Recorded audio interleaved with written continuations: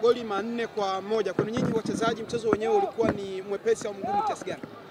Kwanza nashukuru kwa hongera, lakini tukija moja kwa moja kwenye swali lako la mchezo ulikuwa mgumu kwa sababu kama ulivyoona KMC imejipanga vizuri, kwa sababu katika michezo iliyoisha kupata matokeo yaliokuwa mazuri na wapo chini zaidi kwenye msimamo. Kwa hiyo unapokutana na timu kama hiyo, ina maana ipo kwenye ligi na wao ina matamanio ya kupandisha performance yao, lakini kwa ujumla tunaweza kusema mechi ilikuwa ngumu sana, lakini tunamshukuru Mungu tumefuata maelekezo ya walimu wetu na kila mtu ambaye amepata nafasi ameonyesha alichokuwa nacho kuweza kuisaidia timu. Kipindi cha kwanza hamkuanza vizuri, mchezo ulienda kwa 1-1. Baada ya kwenda mapumziko, mwalimu aliwaambia nini dressing room, na tunaona mlivyokuja kwenye kipindi cha pili timu ilibadilika na kupata magoli 3? Kwa kipindi cha kwanza ni kweli baada ya kupata goli tulikuwa tumeshuka kidogo, wapinzani wakarudisha, lakini tulivyoenda katika vyumba vya kuvalia, mwalimu alisema tuwe na uvumilivu tunapokuwa na mpira, kwa sababu wao wanaweka block chini, na maana ukicheza na timu hiyo inahitaji uwe na uvumilivu kuhakikisha mnacheza ili kuweza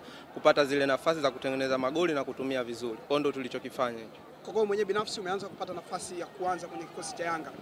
Tutegemee kuona wapi msimu huu wa Yanga Africans? Kwanza kikubwa nashukuru kwa nafasi ninayopata.